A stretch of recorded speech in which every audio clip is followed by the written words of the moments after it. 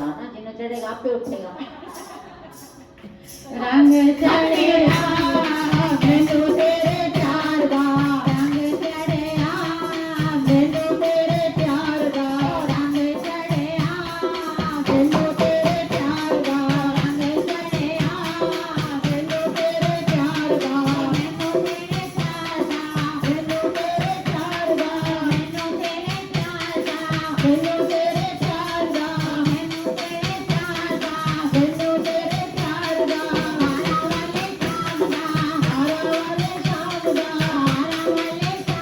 दा, कहते हैं प्रेम में कोई नेम नहीं होता। देर तो नहीं हो रही ना? हो रही?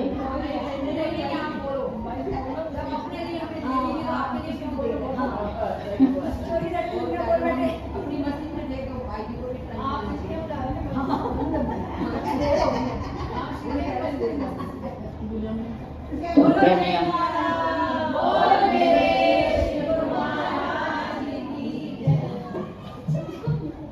आज के शुभ दिन की सभी प्रेमियों को बहुत बहुत बहुत बहुत मुबारकबाद।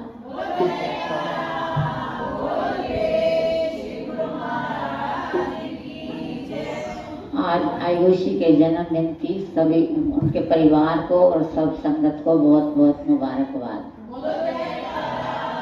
बोल मेरे श्री गुरु महाराज की जय। तो प्रेमियों, प्रेम का नशा जो है वो निराला होता है। जब इंसान प्रेम की मस्ती में खो जाता है तो उसे कुछ पता नहीं चलता। जैसे एक शराबी को शराब का नशा होता है, इसी प्रकार प्रेम का भी नशा होता है। हम देखते हैं संसार में चींटी से लेकर चतुर्भुज तक हर किसी का आपस में प्रेम होता है। तो इसी प्रकार महापुरुषों ने फरमाया, प्रेमा भक्ति का जो है अति उत्तम रास्ता है। यदि हम प्रेम से प्रभु को पुकारते हैं तो प्रभु दौड़े दौड़े आते हैं। कहते हैं योग यज्ञ जप तप इन साधनों से भी हमारी भक्ति बनती है, लेकिन समय लगता है। जैसे कि हम एक शहर से दूसरे शहर में जाएं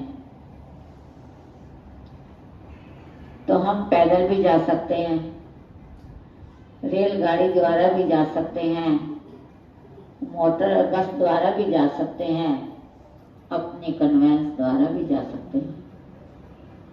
तो प्रेमियों, हम पैदल जाते हैं तो हमें थकावट भी हो जाती है और समय भी बहुत लग जाता है। तो इसी प्रकार अपनी कन्वेंस द्वारा जाते हैं तो समय भी कम लगता है और थकावट भी नहीं होती। इसी प्रकार प्रेमियों, महापुरुषों ने फरमाया, आप योग से भी प्रभु को पा सकते हैं, जप से भी तप से भी, लेकिन उसमें समय लगेगा। लेकिन हम परमात्मा को प्रेम से पुकारते हैं तो प्रभु जो हैं दौड़े दौड़े आते हैं। तो आज आपने देखा कि आपका प्रेम है, तभी आप प्रभु के चरणों में होली का त्योहार मनाने के लिए आए हो। ये प्रेमी ही कर सकते हैं, आम इंसान नहीं कर सकता। कहते हैं एक बार नारद मुनि भगवान को मिलने के लिए जा रहे थे। उसके लिए खुली आज्ञा थी, जब भी भगवान के पास वो जा सकता था। तो जब वो जाने लगा तो रास्ते में देखा एक ऋषि जो है एक पेड़ के नीचे बैठा हुआ तपस्या कर रहा है।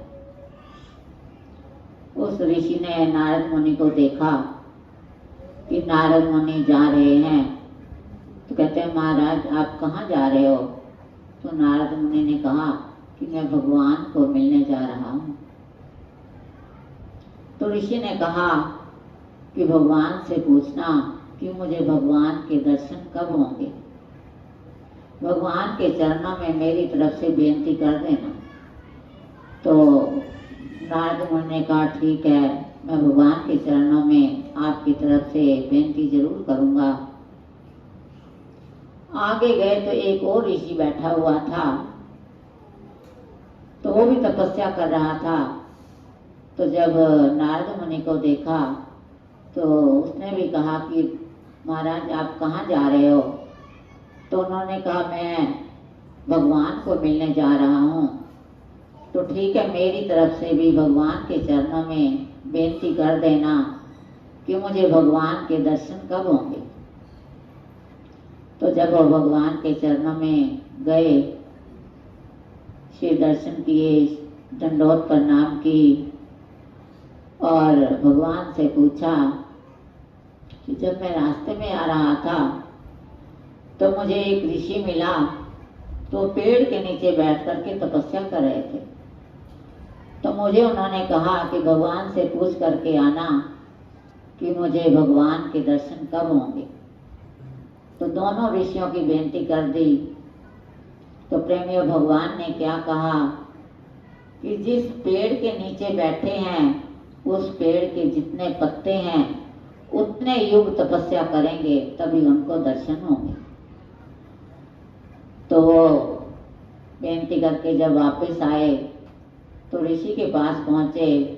तो ऋषि ने पूछा कि भगवान ने क्या जवाब दिया? मेरी भगवान के श्री चरणों में बेनती कर दी थी। उसने कहा हाँ, मैंने बेनती कर दी, लेकिन भगवान ने ये कहा है कि जिस पेड़ के नीचे बैठे हो उस पेड़ के जितने पत्ते हैं उतने युग तपस्या करोगे तभी आपको भगवान के दर्शन होंगे। तो प्रेमियों, उस ऋषि को इतना गुस्सा चढ़ा कि इस पेड़ के तो इतने पत्ते हैं, कौन इतने युग तपस्या करेगा।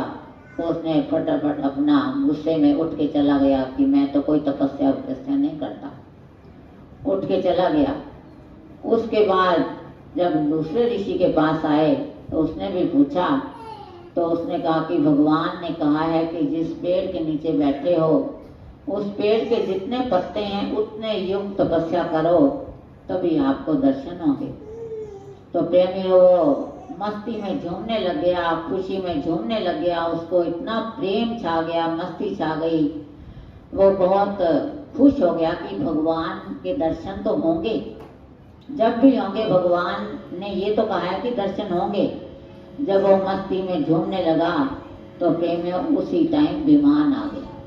बोलो जयकारा बोल मेरे श्री गुरु महाराज की जय। तो उसी टाइम जब विमान आया तो नारद मुनि देख करके हैरान हो गया कि भगवान ये क्या, आपने तो अभी कहा था कि जितने पेड़ के पत्ते हैं उतने युग तपस्या करेंगे तभी दर्शन होंगे, तो आप अभी आ गए। तो तभी दर्शन होंगे, तो आप तो अभी आ गए। तो कहते हैं इसके अंदर प्रेम छा गया था। जब इंसान के अंदर प्रेम आ जाता है तो भगवान पुकारों को सुन करके आना ही पड़ता है। पहले जमाने में प्रेमियों ऐसा ही होता था कि कंदराओं में खड़े होकर, पानी में खड़े होकर, एक टांग पर खड़े होकर के इंसान तपस्या करता था, तब भी पता नहीं दर्शन होते थे कि नहीं होते थे। लेकिन आजकल तो महापुरुषों ने इतनी सौखी भक्ति कर दी है कि परमात्मा को प्रेम से पुकारोगे तो उसे जल्दी ही प्रभु प्राप्त हो जाएंगे। तो इसी प्रकार प्रेमियों आपका प्रेम है, तो इसीलिए आप यहाँ पर पहुँचे हो होली मनाने के लिए। तो श्री गुरुमय की कृपा बनी रहे, अपने चरणों के साथ जोड़ी रखें और अपना प्रेम और भक्ति हमें बख्शें। बोलो जयकारा बोल मेरे श्री गुरु महाराज की जय। बोलो साचे दरबार की जय। तो आज के दिन की सभी प्रेमियों को बहुत बहुत बहुत बहुत मुबारकबाद। बोलो जयकारा बोल मेरे श्री गुरु महाराज की जय। बोलो साचे दरबार की जय। जैसे आज आए हो ऐसे ही अपना प्रेम बनाए रखना और हमेशा दर्शन देते भी रहना और करते भी रहना। बोलो जय।